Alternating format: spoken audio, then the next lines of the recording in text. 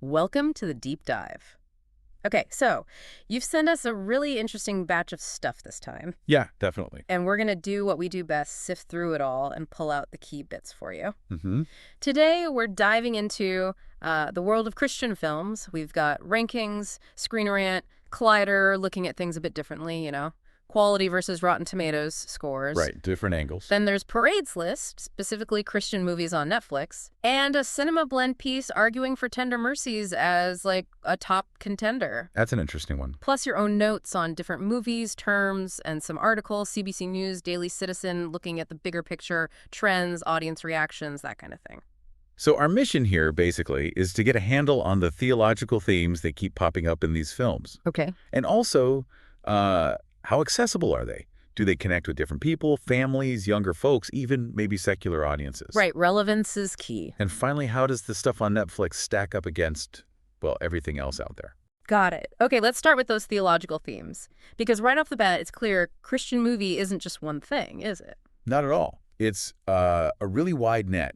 You've got everything from, like, straight-up Bible stories Yeah. to films where the faith element is much more maybe subtle, an undercurrent. Exactly. And the way they handle these themes, it varies hugely. Absolutely. So you see direct scripture adaptations. Yeah. Like Joseph, King of Dreams. Animated film tells the Genesis story. Right. I remember that one. And what's interesting, even though it's animated, kind of family-oriented, it doesn't really dodge the tougher parts of the story. Like betrayal, hardship. Exactly. It suggests they're willing to, engage with the actual biblical stuff, not just a super sanitized version. That's a good point. Then there's that 1979 film just called Jesus. Oh, yeah. The sources say it really sticks close to the Gospel of Luke, like meticulously. Aiming for accuracy, which, Yeah. was one approach. But one source kind of hinted that maybe focusing that much on sticking to the text can sometimes slow down the drama a bit.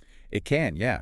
It's a trade-off. Very different from, say, Darren Aronofsky's Noah. Oh, completely different. That one was described as having psychedelic visuals. Right. Definitely more interpretive. Yeah. And it leaned into the weirder, kind of uncomfortable bits of the flood story. Didn't shy away. And we can't forget the big one, the Ten Commandments. The classic, epic, Yeah. monumental, just iconic Moses story. So moving away from the direct Bible stories. Right. We get films that explore specific theological ideas through their plot. Like, Well, Preacher's Kid.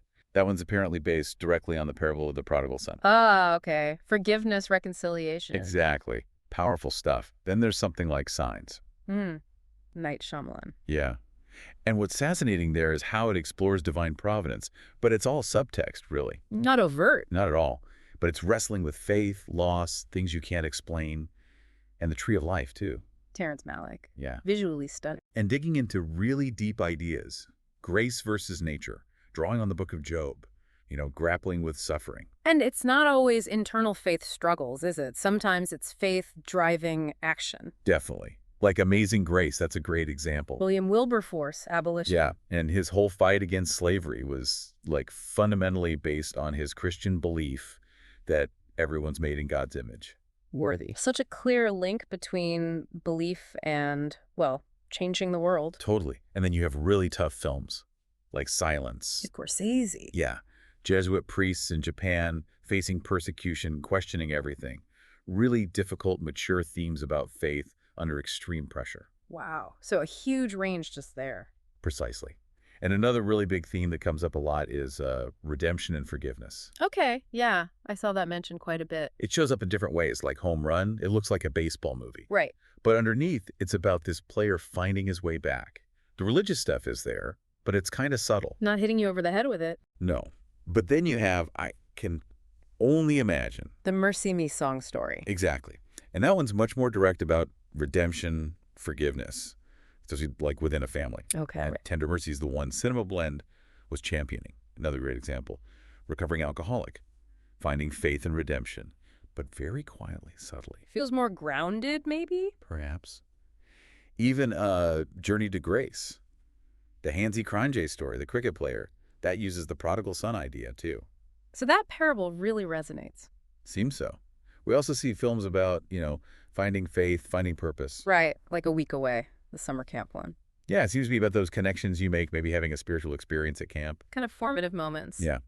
And The Forge is described as a boy's sort of faith journey into becoming a man. A coming-of-age thing. Mm-hmm.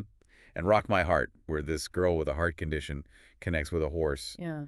It links finding purpose to her faith to something bigger. Interesting mix. And we got to mention the series, too, right? Oh, yeah, definitely. The Chosen. Yeah. Clearly hitting a nerve with a lot of people, Yeah. making Jesus and the disciples feel very human, relatable. It's huge. Yeah. And then there's, like, the long-running ones, Touched by an Angel, consistently putting out that message of God's grace in everyday life. Right. So, yeah, the theological landscape in these films is incredibly varied. Lots of different angles. Reflects the complexity of Christian belief and experience, I think. Okay, so that diversity leads right into our second big question, accessibility and relevance. Yeah. Because let's be honest, there's been this perception for a long time, hasn't there? That Christian films are maybe niche or maybe a bit preachy for a wider audience. Oh, absolutely. That perception is definitely out there, and the sources kind of touch on it. Films seen as maybe subpar sometimes, or too focused on, like, just preaching. Right. But it really seems like there's a shift happening, or at least an attempt at a shift, Towards what? towards focusing more on the human experience. Telling stories that people can relate to, whether they're religious or not, and weaving the faith themes in more authentically. Instead of making it the only full point. Exactly. Ah. Films like Signs or Tender Mercies get praised for that more nuanced approach. They explore faith, but within a human story. And the success of The Chosen really drives that home, doesn't it? It really does. The fact that, like 30% of its viewers, according to one source, say they aren't religious, Wow, that's significant. it suggests that good storytelling, compelling characters, can actually cross those lines. It's not just preaching to the choir. Yeah, that's powerful. And you see films like Home Run getting nods for being subtle with the religious messages. Mm-hmm. And I can only imagine, and Tender Mercies are both mentioned as not feeling judgy. That's a big thing, I think. Yeah, that can be a turnoff for sure, feeling like you're being judged or lectured. Right. We're also seeing some interesting genre blending, maybe to broaden the appeal. Like A Week Away being a musical. Yeah, exactly. A Yeah. faith-based musical.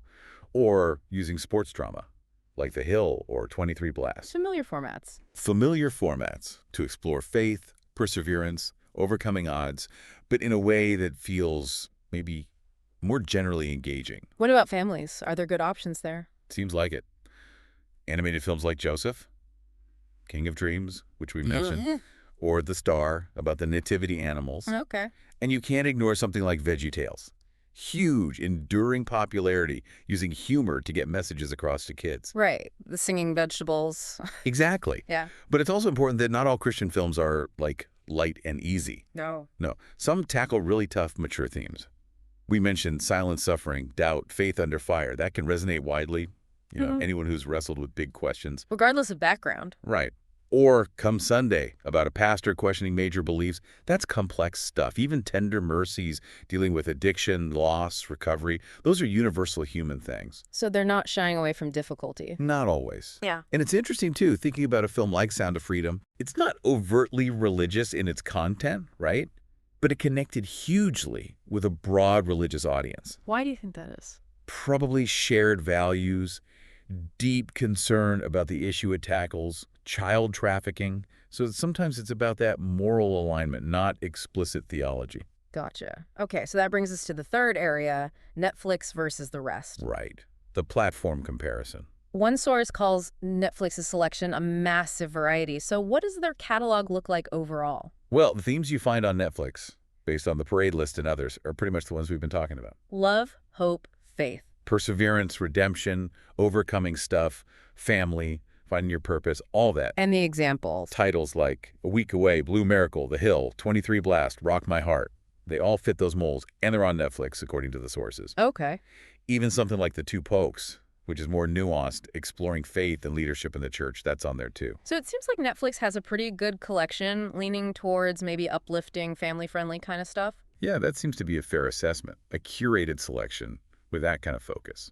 But how does that curated selection compare when you look at, like, the whole world of Christian cinema? Are there big differences? Oh, definitely. While Netflix has a solid offering, the bigger picture is, well, bigger, more expansive. Oh, so? You've got films that had major theatrical success, like the animated King of Kings or, again, The Chosen, doing special theatrical releases. That shows an audience willing to go to the cinema for certain faith content. Right, not just streaming. And then there are the critically acclaimed films that might not be front and center on Netflix. Yeah. Scorsese's Silence, Malick's A Tree of Life, maybe even Mel Gibson's Hacksaw Ridge. Which had intense violence but strong faith themes. Exactly.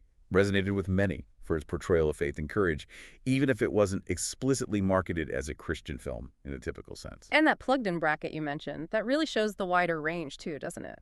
It really does. It puts massive old-school epics like The Ten Commandments, The Passion of the Christ, Ben-Hur, right alongside films from big contemporary Christian filmmakers. Like the Kendrick brothers, the Irwin brothers? Yeah, whose films often get wide theatrical releases and do pretty well. Yeah. Those might not all land on Netflix, or at least not initially. So a different distribution model sometime? Yeah. And what was really fascinating about that bracket was the Jesus film. Right, you mentioned that. It was ranked super high, not because of box office dollars, but because its estimated global viewership is in the billions. Billions, wow. Yeah, through missions, translations, etc. That's a reach way beyond typical streaming or theatrical models. So putting it all together, Netflix offers a good, accessible collection, often uplifting. Right, valuable, easy to find. But the whole landscape of Christian cinema includes like historical epics, more theologically challenging stuff, films hitting big at the box office, indie films maybe, Yeah, a broader spectrum. exactly. A wider variety of genres, styles, distribution methods, and maybe tackling a more extensive range of theological questions and production scales. Okay.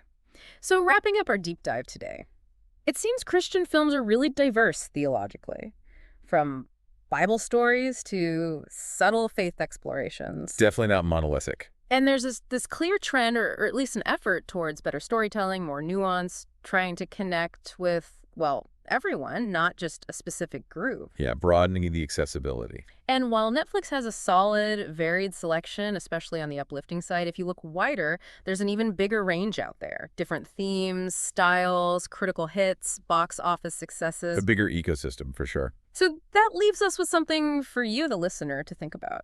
Given how Christian cinema seems to be evolving, becoming maybe more mainstream, or at least reaching wider audiences, what's next? Yeah, what does the future hold for films exploring faith and spirituality? What kinds of stories might we see? Could they bridge some divides, offer fresh perspectives on these, timeless questions? It makes you wonder. We encourage you to think about your own experiences with these films, what themes connect with you, what stories resonate.